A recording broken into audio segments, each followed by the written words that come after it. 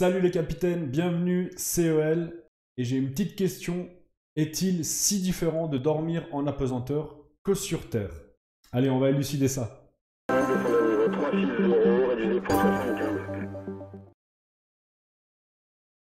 Alors, faut savoir que le sommeil d'un astronaute est extrêmement important, car les contraintes physiques et psychologiques peuvent être mises à rude épreuve lors d'une journée de travail standard.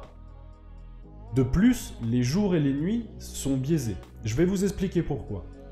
Sur Terre, une journée standard est composée de 24 heures. Généralement, nous ne dormons pas trop tard le soir et on se lève le matin tôt quand il fait jour.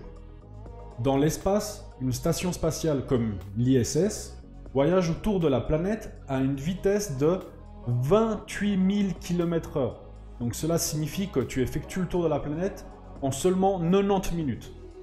Vous imaginez bien qu'une journée standard pour un astronaute est cadencée avec de la lumière du jour et des nuits. En effet, il y a 16 levées de soleil et 16 couchers de soleil dans un espace-temps de 24 heures. Non, je ne vous mens pas, c'est la vérité. Donc, les journées standards sont simulées en allumant les lumières le matin vers 7h30, d'ailleurs avec généralement une petite musique mélodieuse, ou bien une grosse alerte qui te réveille tout le voisinage, et sont éteintes le soir entre 19h et 22h, ça dépend de l'équipage, des goûts, des couleurs de chacun. Le tout bien sûr est monitoré au sol grâce à une montre que l'astronaute porte sur lui H24. Au début, il est difficile de dormir dans l'espace, mais a priori après quelques jours, on s'y habitue et c'est même là qu'on passerait les meilleures nuits de sommeil. Peut-être temps d'économiser un peu d'argent pour partir avec SpaceX dans un futur lointain. Espérons d'ailleurs que les progrès puissent toujours continuer ainsi. Trêve de plaisanterie, vous l'aurez compris, les nuits dans l'espace sont différentes que sur Terre, car sur Terre, nous avons un lit, avec généralement un oreiller et une couette bien chaude. Lumière éteinte avec éventuellement un petit verre d'eau sur la commode, et les toilettes à portée de main.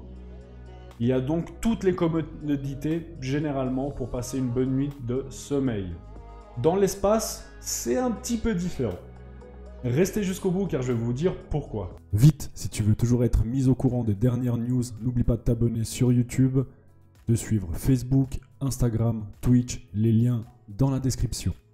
Vous allez me dire donc comment les astronautes dorment? Eh bien, tout simplement avec un sac de couchage accroché au mur, pas au plafond, dans de sortes de petites couchettes de la taille d'une cabine téléphonique, et il n'est donc pas nécessaire d'avoir un lit parce qu'il n'y a tout simplement pas de gravité. Tout comme un oreiller qui est absolument obsolète dans ce cas-là, du fait que la tête ne rentrera pas en contact avec. Alors oui, il y a des techniques avec les sangles, etc. Mais un astronaute dort généralement en position verticale, en flottant grâce à l'apesanteur, contrairement sur Terre où il dort en position horizontale. Et pour ceux qui ronflent, si vous vous dites que là-haut, vous vous en serez débarrassé, eh bien non, vous êtes condamné. Et moi aussi d'ailleurs. Selon vous, dans le futur, à quoi vont ressembler les nuits des astronautes? N'hésitez pas à faire part de votre avis en commentaire.